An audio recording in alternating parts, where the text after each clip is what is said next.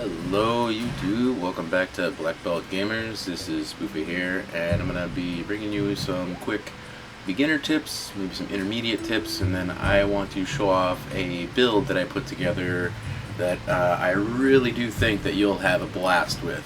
I want to say don't sleep on this build because it is pretty potent, not only for farming monsters a little bit easier, but breaking parts that might be particularly hard to break, like chains on Arkveld, or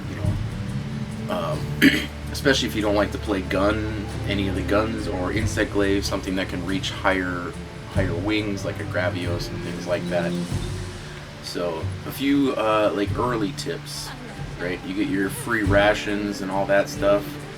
So when you're using your meals and you cook your meals early on, especially when you're doing the main story, you won't have access to additional ingredients and finishing touches. They give you a couple, but I wasted mine early on. Now I have access to getting them, but you can get free rations pretty much every few minutes or so from the cantina right here.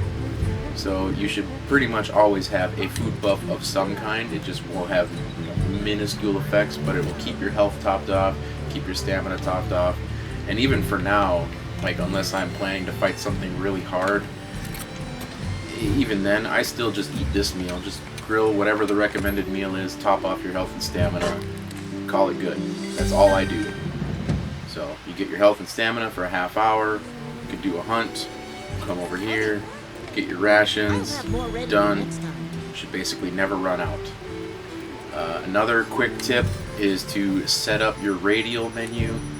I like to use things that just to swap to on a fly. Anything for hunting, your mantles, luring pods are good, especially when you unlock some of the environmental hazards like Gemma and Werner. I keep traps on here.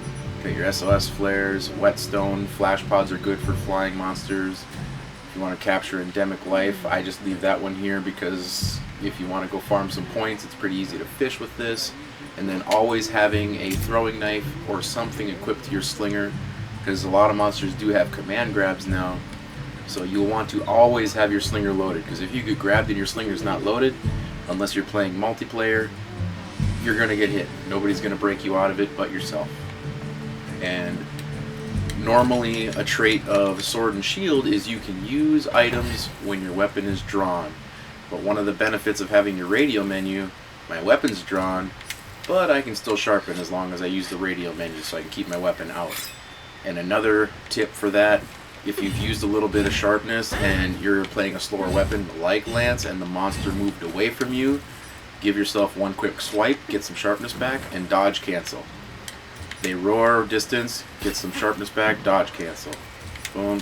I've watched some speedrunners. It's a pretty cool tip.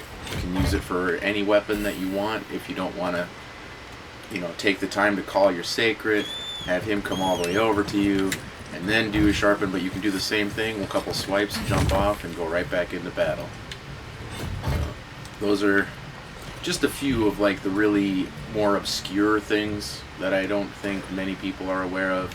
Like, we know that you got your crumbling rocks, your environmental stuff, so you can use that in hunts. And a few other things, especially for newer players that you may not be familiar with, is the crafting list. I've finished mine out, so I know what most of them are, but most of these are the same recipes that they've always been. But if you have some that have question marks, once you find the materials, they will at least show you the materials, but what it makes, it won't show you. So I'll just go through them real quick, so feel free to pause the video if you would like to see the recipes. But most of them you can either just come across in the wild. The only ones that are a little bit more obscure are the ones that require a catalyst. So you have to craft the catalyst first so that you can make the more potent things like dash juice, mega demon drugs, armor skins, mega armor skins. And as far as I remember, you can have one pill, one powder, and one armor skin. Same for demon drug, demon powder, might pill. They all stack. So if you're intending to learn how to speedrun and optimize your stats as absolutely high as possible, you'll want to be using that. And poison smoke bombs are good for farming the insects like vespoids and stuff, because if you hit them too hard, they explode, and then you can't carve their materials. But if you just have a quest to farm some vespoids and you kill them all, you'll still have opportunity to get them in rewards at the end. So it's one way, just takes a little bit more time. It's up to you, however you want to farm those. But that's the crafting. And then once you get to late game, you start to unlock other vendors like this here sand ship or support ship. I haven't found too much useful in here yet, but you can. He does sell weapons, which is kind of unique, and every once in a while there's some monster parts, and they do sell some of these harder to find or harder to craft weapons. Or not weapons, items. Why was it? It was like lagging awkwardly when I was in here. Don't know why. But anyway, so then there's that, and then you also have your merchants, or not merchants, your traders or gatherers that will gather items for you, material retrieval. So I have mine set up this specific way. The Mandragora is the only one that I don't really know what else I'd want on there, but Devil's Blight is good for making mega barrel bombs, since you can buy large barrel bombs post-game from the supplier. Thunderbug Capacitor is for making your shock traps. Flashbug Phosphors for making your flash pods. Null Berries, you'll always want to keep those with you, because if you get Dragon Blighted, all of your element and all of your status damage it's turned off. It doesn't work. So always keep that in mind. But there's all sorts of materials that you can pick from these. Just pick whichever ones that you feel suited for, but generally the stuff that you use the most and the things that you intend to craft the most are the ones that I would keep in here. So this is the only one that I would maybe consider changing. Go for honey for making more potions, but honey's easy to come by. Blue mushroom for potions, making medicines, adamant seed for defensive things, but there really isn't, like, most of these are pretty common. Maybe the gloam grass is probably the highest rarity thing in here, the most uncommon, but for the most part I don't really ever use it. So you know what, we're just gonna put it back to honey, because then you can use that to make first aid potion plus. Let's see, is there any other, oh yes, so here's some more tips for, because they made gathering easier than ever. You just go to filter icons on your map, and you can basically see everything that is revealed on the map, all the collectibles, all the locations where you can harvest resources. And when you find the one that you want, let's say, hey, I need parashrooms, so you look on the map, find one that's maybe close to you. So there's 2 gather points right here, and then click your right stick to set a waypoint, and as soon as I hop on my sacred, press up, it's automatically going to run me straight to that gather point. So you can do that with any gather points you want. It's really convenient. And if you want to see, you can show you where all of your falling boulders are, your sharp crystals, other environmental hazards. It even shows you some small monsters, some more obscure collectibles like blackened fossils, sand peppers. So you can, it makes farming a lot easier if you want to gather your resources organically, instead of, you know, like the old games, having to go map out the entire map and figure out where stuff is. So a lot of things are streamlined. We can turn off our waypoint there, I don't need it. And another thing too, so making quests, normally you would think, oh, I'm gonna have to fast travel to all of these other areas. So if you find a hunt that you like, say that tempered Jin Dahad up there, when I highlight it, I tap X for details, click confirm, create quest. Now it's showing me all the quest information. So I click confirm one more time, but don't mash A, don't hit begin. Go down to save as investigation.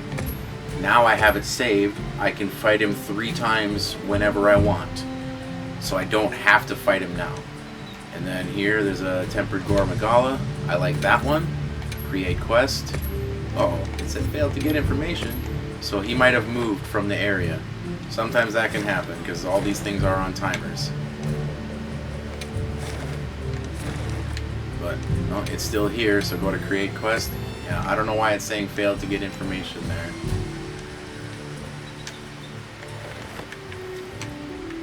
But that's the idea. You can save quests from anywhere, so it's pretty well streamlined. And now we'll get into showing off my build that I came up with, because there's an old technique, an old tactic in old Monster Hunter games that was arguably the fastest way to hunt monsters. The more people you brought, the more explosive the hunts would be. So, before we get into that, I want to check this one more time just to see why it wasn't working. Because you should be able to... Yeah, just that one's not working for some reason. But that one shows up, that one shows up. Yeah, so that quest might be a little bugged for some reason. But yeah, you can do that from anywhere. But anyway, we'll go into the build here. First I'll show off the equipment. I have a crafted sleep lance, because there is not one in the game that you can craft, using the Fire Chicken gun lance. I have Guardian Arkveld Beta head and arms, regular Arkveld chest and waist, and the pants are interchangeable. You can choose whether you want more slotting. I went for part breaker because it does suit the build very well for the benefits, and since I'm a lance player, my weapon is a little bit slower. I also went for the Ajaricon Grease because it finishes my alluring pelt group skills, so now I have diversion, so the monsters are more likely to target me when I'm attacking them. And I get hasten recovery and decimator, so the more continuously I'm attacking the monster, I get a little bit of health regen, and every time I break a wound with a focus strike, I get a chunk of health back. So it allows me to keep attention of the monster a lot more easily, and allows me to self-sustain while I'm attacking the monster. But the whole goal of this build is to have the lance put the monster to sleep, so that the gun lance can explode the sleeping monster. And I have a couple of slots of Bombardier in there to increase my bombs damage. So we have sleep attack, crit status, so sleep is more potent on crits. Your third slot here, shield iron wall, you can swap that for anything. I throw in mind's eye when I'm fighting Gravios because just about everything deflects on him unless you're attacking his gut. You can put offensive guard in here, you can put whatever you want. And then on the gun lance, it is almost mandatory you want magazine and artillery. Max that out. And then I have slotted in maximum might. That gives me 30% affinity as long as my stamina remains full. So that puts my weapon up to 55%. Shockproof, just so that your gun lance and everything else is not blasting people away. I'm running the defensive talisman because it allows me to stay in the fight longer and let my healing and everything keep me alive, so I never have to drink potions. A little bit of recovery up to make all my self-healing a little bit more sufficient. And the 2 bomber jewels to get Bombardier, and then the set naturally has weakness exploit 5, and Bombardier, or not Bombardier, has flare, so that I have an easier chance making wounds, and I have all the extra weakness exploit for crit chance, so that sleep is more likely to happen, and recovery speed is also just naturally on the set. And then late game, way post game, you'll get the corrupted mantle. That gives you affinity and attack for wearing it, and it drains your health to do so, so that's also why the recovery up and everything else is so helpful. And you can, if you want, use the greatsword to go along with this, if you like using True Charge Slash and stuff to wake up the monsters, but that does require hit zones. Gunlance Wyvern's Fire does a flat amount of damage no matter what. Doesn't matter if it's terrible hit zones, it will hit for the same amount no matter what. So that's why I prefer to go for the gun lance. So the main idea is you attack the monster, put it to sleep, put barrel bombs by the part you want to break, and you blast them away. So we're gonna go. We can fight something that's a little harder than a Tempered Arkveld to get this party started. There's an Arkveld there. Let's see. I want something middle of the road. I don't really want to just jump right into an Arkveld, but I might just have to. Yeah. We'll go into an Arkveld. Why not? He's got a cool fight theme and everything. I like him a lot. He's a very, very cool monster, and he is one of the reasons why. I was thinking about this build before fighting him, but he is one of the reasons why I'm like, this is a really good build, because breaking his chains is the only way to get the callus shells from him. You cannot get them in rewards. You cannot get them from carves. You have to break his chains. And his chains are really annoying to break, like unrealistically annoying. They take such a huge amount of damage. So the idea here, hey, my mantle thing isn't there, so don't have access to a hot drink, so we're just gonna drink one so that we can keep our stamina. There. Well, that Arkveld got paralyzed by what?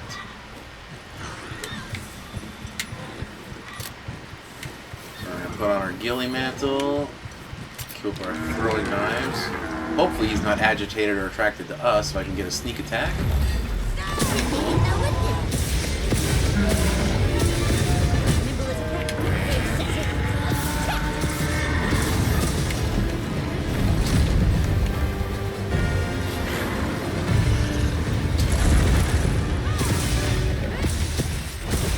And look at that, he is already asleep. That is ridiculously fast. And when they go to sleep, you switch your weapon. Now we go and we drop our mega barrel bombs. We're going to break his left wing first. Well, actually, this is his right wing. And if you have your cat with you, your cat might drop some bombs. Now you just go ahead and you shoot your wyvern's fire. Do a massive amount of damage to that chain. Now we're going to call our sacred back so we can switch back to our lance. Wow, that hit me. And now after I get the first sleep, I usually go for a, try to get a clash. It usually does that attack, and now we're going to do our dash attack. Try to get a mount, so we got to hit one more time.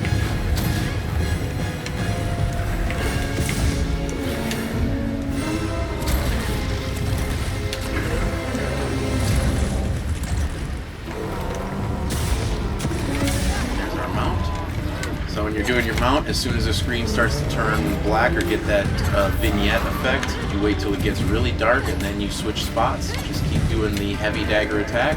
Now he's going to hurt himself, turning into those spikes, so that gives me more time to make a wound. I usually try to make 2 wounds, and then I leave one that's easier to hit later. Take him down. Now we're going to unload. Try to get another sleep going. Ooh, he's got a very tempered wound.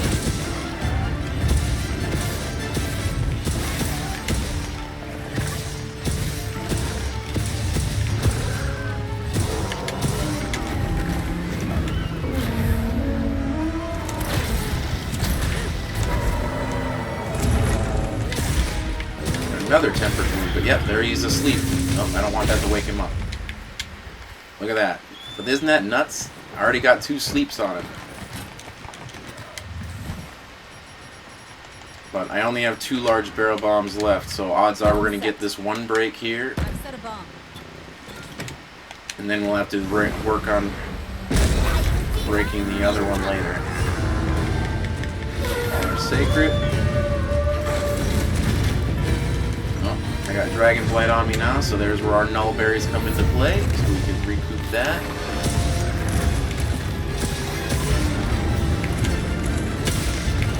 If you see a wound, just go ahead and hit it. I missed it.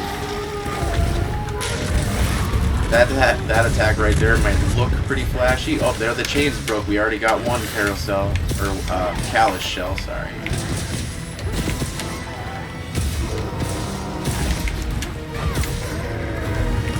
But sometimes I'll try to leave a wound there.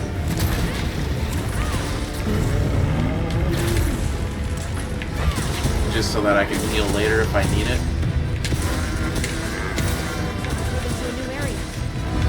Move into a new area. Just try to get as much sleep on him as we can. Just tap up on your D-pad to chase him down.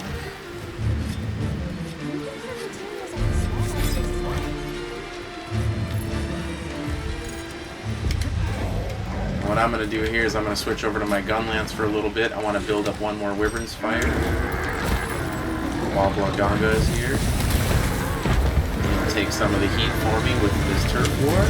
So that's pretty lucky. Let me get some free damage in here. I don't have to do whole one, just 2 rotations. Should be enough.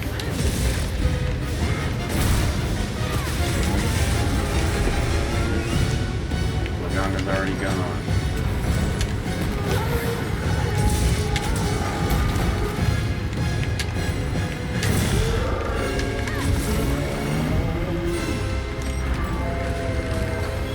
So there we got one Wyvern's Fire charged up. So we switch back to our lance.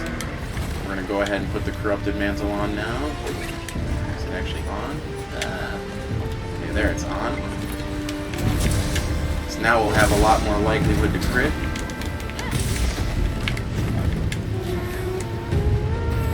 He's going straight for my cat.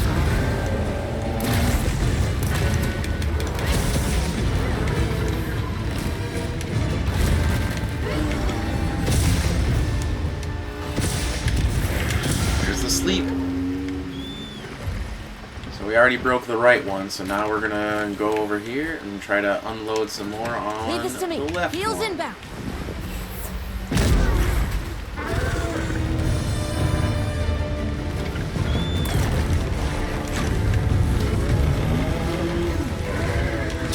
The best thing about it is I can sit there and guard with the gun lance while I'm waiting for the Sacred to pick me up. That's the bad spot to be fighting. That's why we have our shield.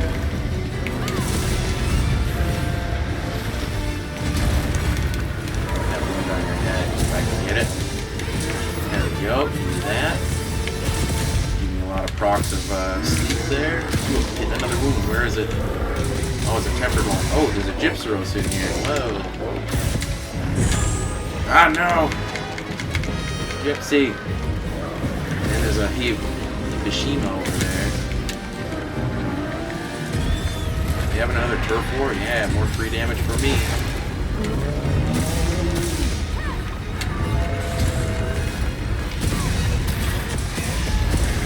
Look at that. He's asleep again. That's a 4th one. But I don't have the thing loaded up right now. So we're going to be forced to just charge up our 7 shells.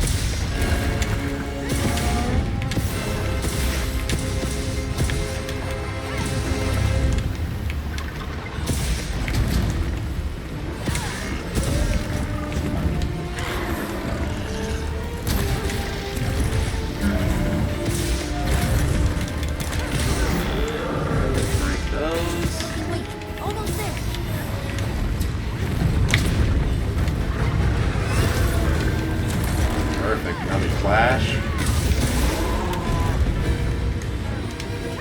Oh, I missed it. There, we got it.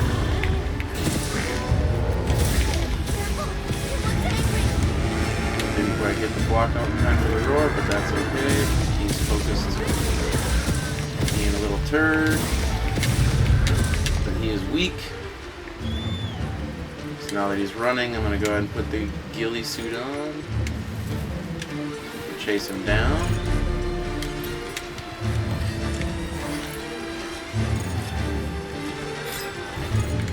There's also a likelihood that he's just going to go to sleep naturally on his own here. So we get yet another free shot with our gun lance. Which one's not broken? This one's not broken. I've been hitting the wrong one. Now hopefully it breaks. There it broke. We got them both.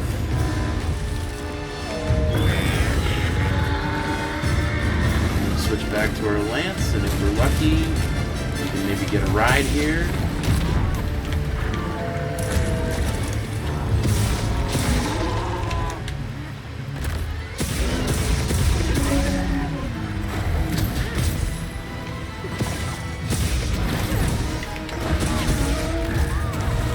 Dang, that attack came out fast.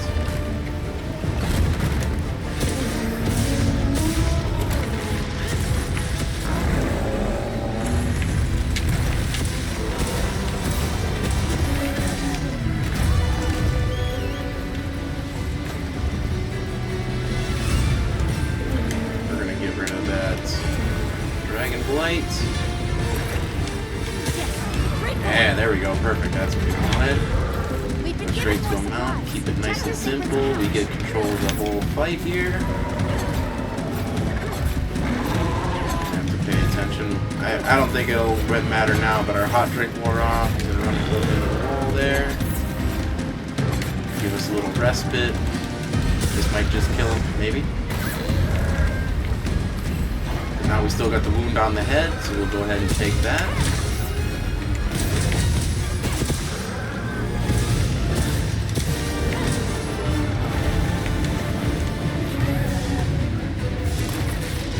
Shock trap's down and ready for you.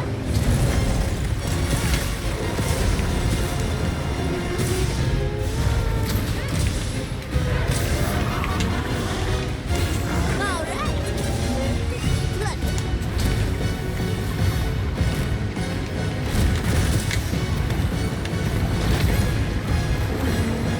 How is he not hitting that shock trap, man? Literally right there. Hit that shock trap, come on.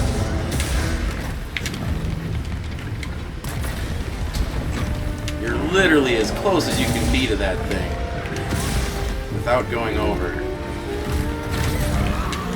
There. Took him out. Not bad.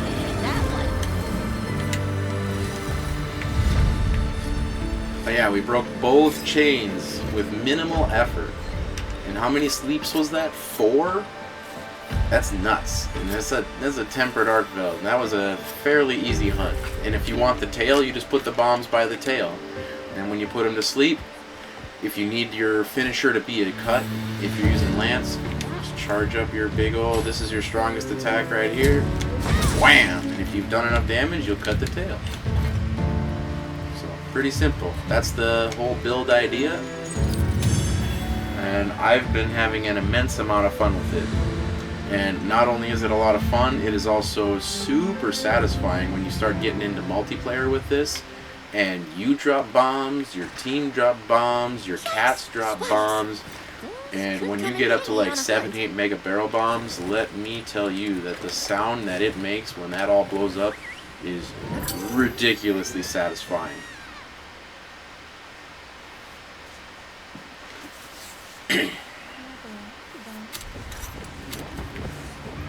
And once you're done with your hunt, I always just run over to my tent, go to my item pouch, and restock my loadout. So that's going to be our last tip in here. Set up your item pouch for when you're on your quests exactly the way you want.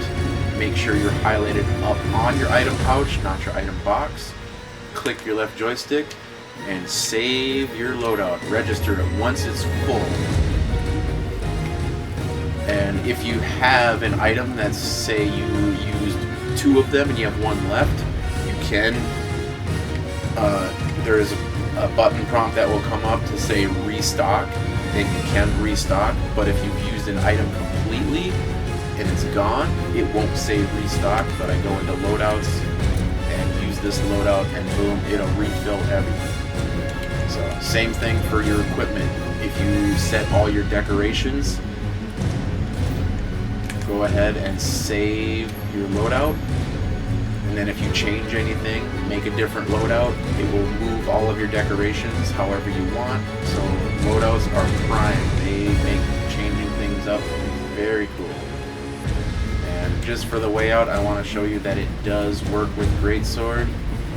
I can just run to the training area. I don't have to sit in there to change it. It'll be faster over there. But I really, really enjoy this build. And I also got very lucky with mine because you have to craft your Arshan weapon, and the rolls on it are random. So I made it with affinity because I was going to be using crit. So I had to find an affinity blade and 2 affinity discs just to make the weapon, and then after you upgrade it and reinforce it, then it re-rolls 5 more times. And I also got lucky. I got 1 attack, 1 more affinity, 2 element boost, which is perfect, and 1 sharpness boost. I literally rolled this like as good as it could possibly be on my first attempt, so I got lucky. But the amount of time it took me to even just find the affinity things to begin with and then roll it, there's a potential chance that when you're trying to make these Arshan weapons that you're going to be at it for a long time. And hey, it gives you reason to play the game, which I'm all for, but if you're looking for something really optimal, just know that it might take you a while. So we're going to keep the gun lance one. So you can even put the training dummy to sleep, which is really cool. There, he's asleep. And you switch. But I also like the gun lance just because it's a lot quicker. You just run up and you shoot your Wyvern's Fire. Bam! Tons of damage. And I know there's the multiplier, it only boosts the first hit that lands when it wakes up. So the Greatsword is potentially going to hit harder. But like I said, there is the idea of hit zones, right? And the back of the training dummy is a very, very bad hit zone. So if you have gun lance, you can shoot the back and still deal the same amount of damage. But I did 790.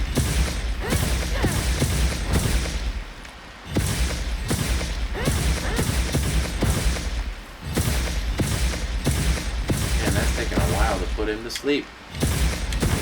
Okay, there it is. Now we switch. Because now with Greatsword, you can still do the bomb trick, but I have to go and I have to get all the way to my true charge slash. I have to swing and miss, and then turn and hit. Boom. So it did 1200 damage. Which, nothing to, scoff at. But the training dummy is also, I think, a 0 hit zone. So you deal your full potential damage. Whereas on a monster, it's not going to be a full hit zone. So I think what we're going to do is we'll do one last attempt with the Greatsword here. It's probably going to take quite a while to put this to sleep a 3rd time. Because I think it does have diminished returns like there would be in an actual hunt. There we go. This time we're going to hit it on the side because I'm pretty sure that's a diminished hit zone here.